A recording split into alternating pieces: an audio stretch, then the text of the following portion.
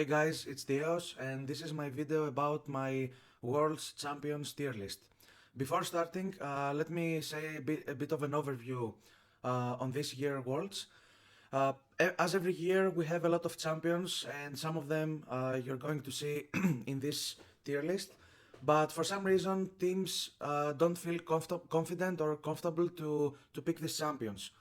So I hope that we're going to see a lot of these champions, but maybe after the group stages, during the knockout stage, maybe the players will go back to some comfortable and comfort picks that they played throughout this season, instead of champions that are really strong in this meta and in this 11.19 patch that Worlds is going to be played in.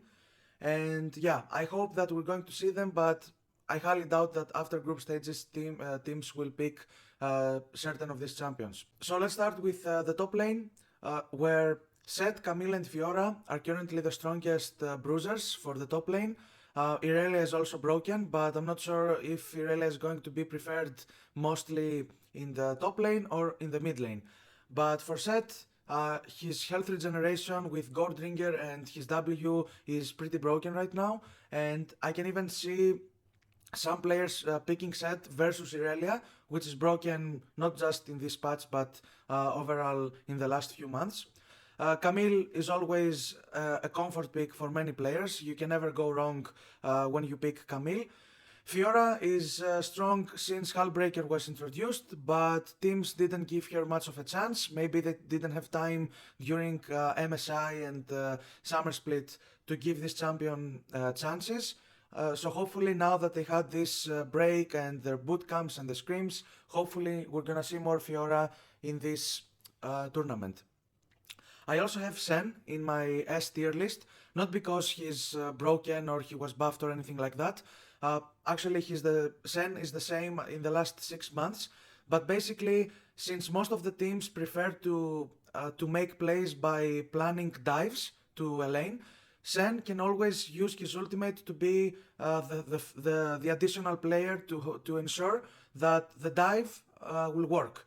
And then he can use his teleport to go back to his lane and not miss any waves or CS or plates or anything. So that's why I have him on my S tier list, not because he's broken or anything like that, but because teams are playing in a certain way where they need this additional teleport, which in Sen's case is his ultimate, which makes him help, like his teammate who's going to take the aggro when they make a dive can be helped with Sen's ultimate by the shielding and everything. Now, going to A tier list, I have Aatrox, which was buffed in this patch, and I see him a lot in solo queue as well, both in high elo and in low elo as well. But like I said, I don't think that teams will give this champion a lot of chances after group stages, because during the knockout stages, only the strongest teams and the high-level teams will play with against each other, and I believe that because the win conditions are a must for them, I think that they will go back to comfort picks that they played throughout the season, picks that I have on the B tier list, like Gnar, Nekton, Kennen, even though he was nerfed, Jace, maybe Ornn. Some LPL teams started to play Ornn during the LPL playoffs. So maybe they won't play champions like Aatrox, even though he is pretty strong right now. Tahm Kench is one of the strongest tanks, even after his nerfs. Jax is also A tier list in my opinion, because he's the classic counter pick to Camille, and also Fiora if played properly. So he can deal with these champions that I have on S tier list. Malphite is also actually, Malphite is always a good meta pick in every meta, because he is traditionally known for being the counter, or not counter picked to bruisers, but basically he can nullify a lot of bruisers in the top lane. He's also tanky, he does magic damage, and his ultimate can help massively in teamfights. So players don't give this champion a lot of opportunities. except doing B, like 2 years ago, Malphite was not considered to be in the meta, and we saw all of a sudden doing B picked this champion in the mid lane, and actually he even got a skin after FPX won Worlds 2019. So Malphite, in my opinion, is always a solid pick in the top lane in all metas. Gwen got buffed, so I believe that we're going to see her again. And like I said, most of the players picked this champion throughout this season, so they feel comfortable with this champion. And now that she got buffed, I believe that we're going to see her again.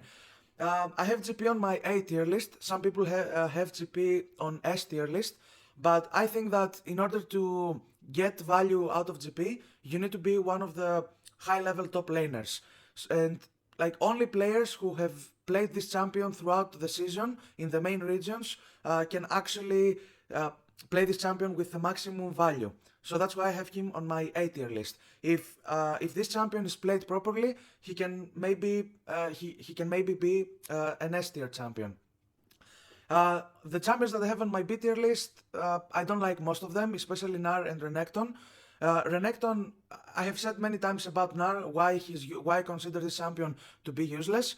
And as far as Renekton, he got nerfed really hard this season, and yet teams were still picking him. Why? Because maybe they feel comfortable in the farming area. That's why they picked this champion. He doesn't need mana. He doesn't have mana. He can slice and dice to make small trades and farm 3 minions with his Q, and then go back and play safely. So that's why most players pick him, but I don't like this champion. I don't want to see a lot of Gnar and Renekton this tournament. I mean, we've seen these champions all year. I don't want to see them again now in Worlds. And I also added a maybe tier list. So these are some of the champions that they are strong in solo queue, now that all of the pro players are boot camping here, but maybe they won't be played at Worlds, or maybe they will just picked a couple of times. Now, of course, we're all expecting if Tryndamere will be picked, mostly in the mid lane, not in the top lane, but I have also seen this champion picked a lot in the top lane as well in solo queue, in Challenger solo queue. Lilia, for some reason, is very annoying and very annoyingly disturbing champion in the top lane.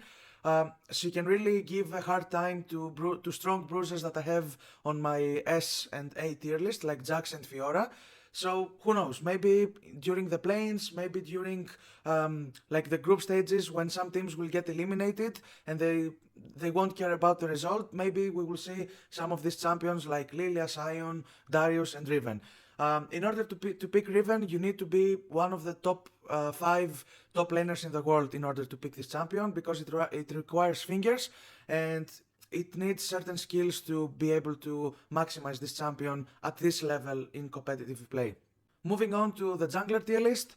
So traditionally, every meta we have 4 junglers who are the strongest, and teams are usually trading these junglers. So the teams who are on blue side usually first pick one of these strong junglers, they ban the other one, and then teams are always trading the 4 strongest junglers in every meta. So at the beginning of the season it was Hecarim, Udyr, Volibear, and Olaf, these farming fast junglers. Then we had this meta with Rumble and Morgana and Udyr, and then after that we had Viego, Xin, Lee Sin, generally the bruiser champions. So Lee Sin is always a good pick. It's like Malphite. He can always be considered a good pick in any meta, in my opinion. But until recently, Lee Sin was picked mostly from players when they didn't have the options to pick the other meta picks. So for example, if let's say last Worlds, for example, every team was picking Graves, Nidalee, Kindred, and there was another AP champion which I don't remember right now. But they were picking mostly Graves and Nidalee and Kindred. When these 3 champions, when one team was picking one champion and the other 2 were banned, usually some players who didn't have any other strong meta picks, they would pick Lee Sin. So this pick is always a good meta pick. That's why Lee Sin has 2 world skins, because he's been played in the previous years as well, in previous seasons. He's now one of the strongest picks along with Jarvan. Echo is also buffed, so he's a very strong pick, and it's also good. It's a smart option for a team to pick Echo because he can be flexed also for the mid lane as well. So they can create some confusion in the draft phase to the enemy team. Graves, I've seen Graves lately in solo queue and he has been really strong. So I put him on my S tier list, but along with Nidalee. But I don't want to see these two champions picked very often in Worlds because, like I said, these two champions were meta last Worlds. So we would always watch these champions played. I don't want to see them again after 1 year and after so many changes and so many meta and so many patches. I don't want to see this circle again of going back to Graves and Nidalee. But they are strong, they can take a lot of space, so I put them on my S tier list, but I don't want to see them played enough. I also put Talia because she was buffed, and Talia is a very nice option for as an ability power jungler, and she can also matches very well with Leona and Miss Fortune. Miss Fortune was buffed, and I believe we're going to see Miss Fortune in these worlds, so if teams play Miss Fortune and Leona in the bottom lane, Talia can match very very well with these two champions. So that's why I have Talia on my S tier list. In my A tier list, we have junglers who are going to be picked if the above junglers will be banned or picked. So we have Volibear, always a strong pick. We have Viego, who maybe Viego is supposed to be on S tier list, but being on A tier list means he's strong as well. It doesn't mean that the champions that I have on my S tier list doesn't mean that they are much stronger than the ones that I have on my A tier list. It's just that I can't have 10 champions on S tier list. That's why I had to split them somehow. Kiana is buffed. We might see her. It's also a good flex pick. Olaf is always solid, like Volibear. You know, we have been watching Olaf and Volibear. When teams don't have a lot of options to pick the strongest meta picks, we always see these champions as alternatives. And now let's go to the main discussion about the whole Youmuu's Ghostplate buff and all of these assassin junglers like Zed, Talon, Kayn and Kha'Zix. Now, I know most of you expect to see these champions, but let me tell you, it's completely different to see these champions in solo queue compared to competitive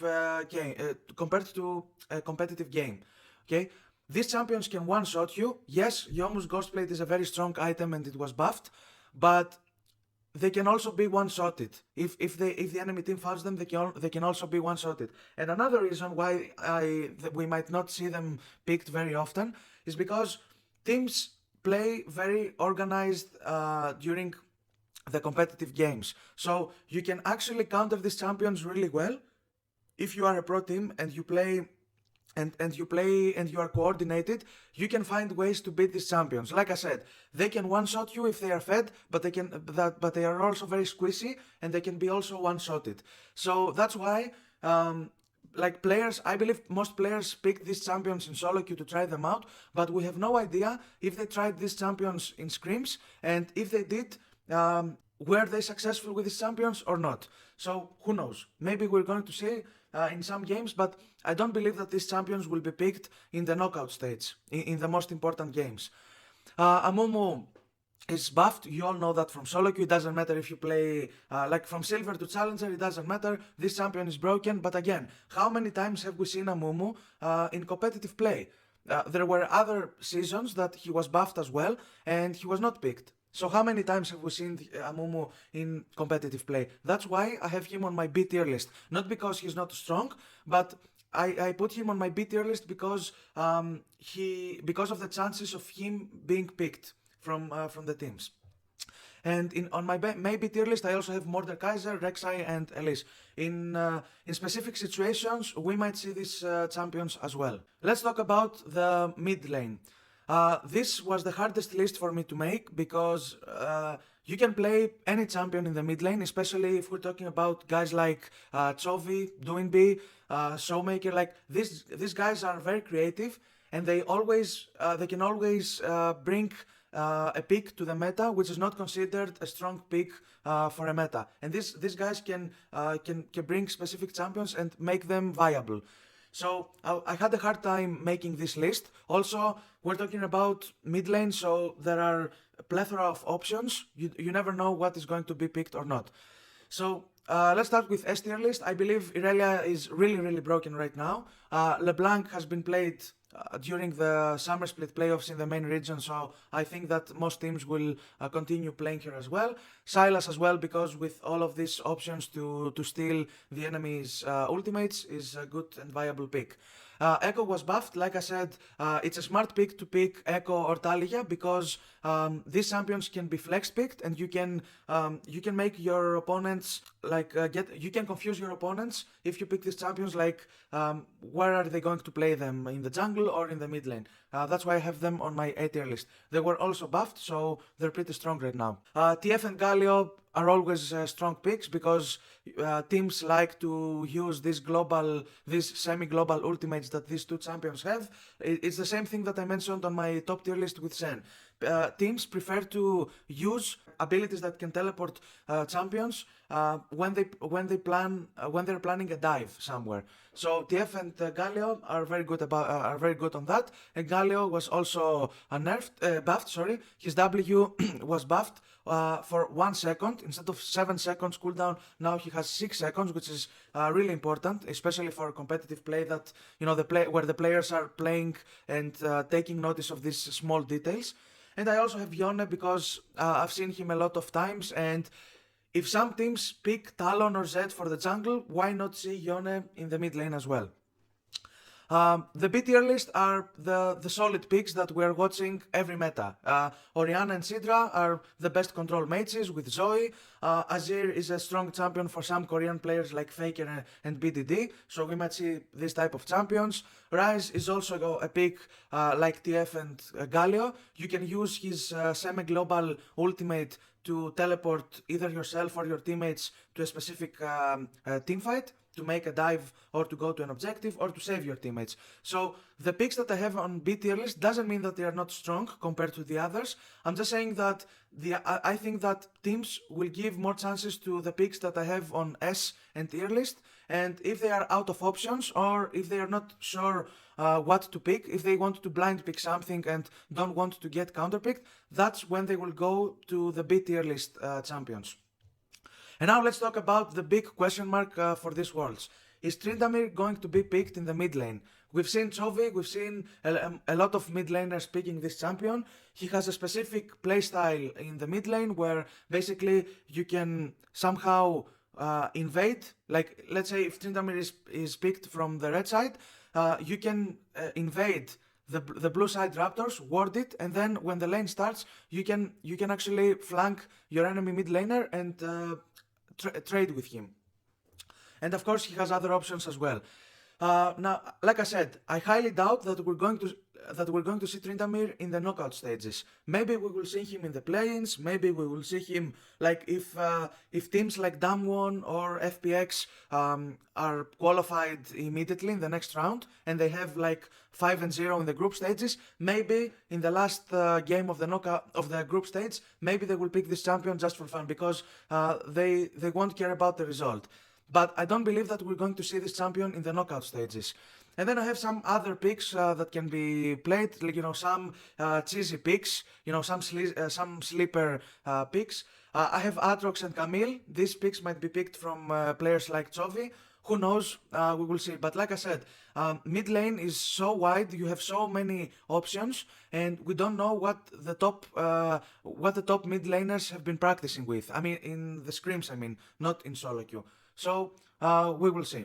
Bot lane. This was one of the easiest lists because the lane itself, like the AD carry list, is not very wide compared to the solo lanes or the jungler list. So I have Ezreal, Lucian, and Jhin as the strongest AD carries at the moment. Draven is also very strong, and it has been picked from high-level players like Viper, Gumayusi, Teddy. But honestly, I don't think that Draven is a good pick for competitive because one misstep with this champion and you can be punished. So it's not the same picking Draven because what these players are doing is they duo with their support and they just play solo queue. So this doesn't count to me compared to playing against a high-level team as 5 versus 5. So that's why I don't have Draven on my S or A tier lists. Because it's a risky pick. Yes, it's very strong, I agree, but it's a very risky pick. So Ezreal, Lucian, and Jhin are solid picks. Ezreal has self-pill. Lucian kind of has self-pill as well with his E. Jhin is a sniper, so if you have a good team peeling for him, then it's not good to... there are not a lot of ways for an enemy team to find ways to close the gap to him. And then we have the buffed Misfortune, which I think, I hope that we're going to see this champion again in pro play. He's really, really strong right now with the Eclipse build and the Arcane Comment runes. I also have Lucian on my S tier list because most of you might have known by now that he's matched very well with Nami, when Nami is played with Domination runes.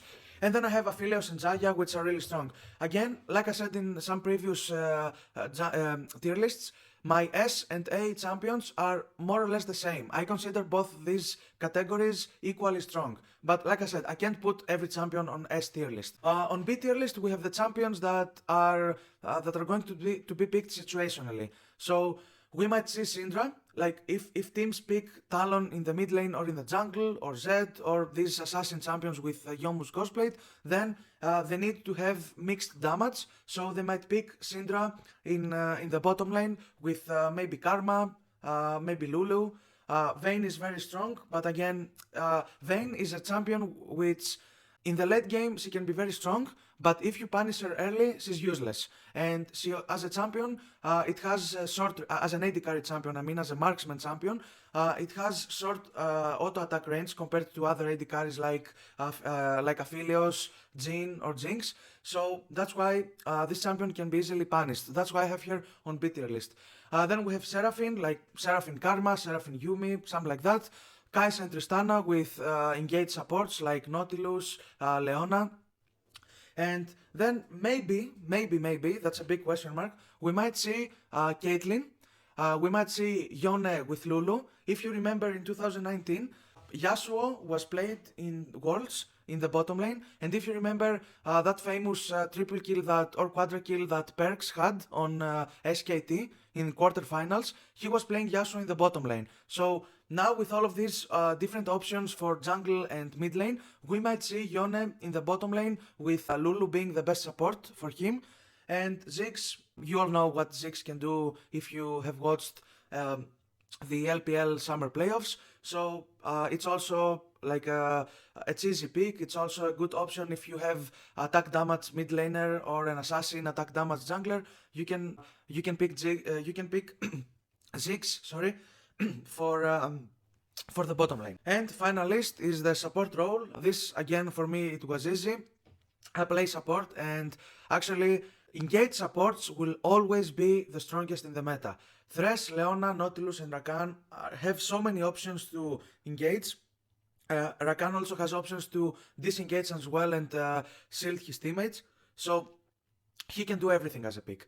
So I don't believe that Enchanter supports can top the engage supports. That's why I have them on S tier list. You can never go wrong by picking these 4 engage supports in the bottom lane. Rel was buffed. I think it was, I don't remember the patch to be honest, but it was she was buffed during the main region, during the summer playoffs. She was buffed on her W. The cooldown on her W was reduced by 2 seconds, which is huge because Rel bread and butter is her W. So if she has lower cooldown along with the lucidity boots, she can be really strong. And she's not as strong. This pick is not as strong as the others that I have on S tier list. That's why I have her on a list below. Amumu is broken both in jungle and support, but I don't think that we're going to see this champion in jungle. Maybe we will see it in support role. If you remember throughout the season, a lot of players were picking Gragas. So Amumu is like the new Gragas for the support role. And I believe that Gragas is much more difficult champion to pull off his combos, and Amumu is much easier, and he can be very strong with his stuns. Nami is also very strong right now. I mentioned it earlier. She's matching really well with Lucian and Draven with Domination Rune. Her W can bounce to Lucian and Draven attacks and can proc to the enemy champions. So she has been picked a lot in solo queue, and I believe we will see a bit of Nami in the group stages and knockout stages as well. She also has a skin, if you remember. She has an SKT Nami, so maybe it's time for Nami to come back into the highest level of competition. Bart is always a solid pick. It matches really well with Ezreal. Lulu, by shielding, she matches really well with Yone as well. Braum is also a very solid pick, especially with Lucian. Lucian and Braum, even before the rework of Lucian, were one of the strongest bottom lane combos you could pick. So now that Lucian is reworked and he's very strong, maybe we will see Braum as well.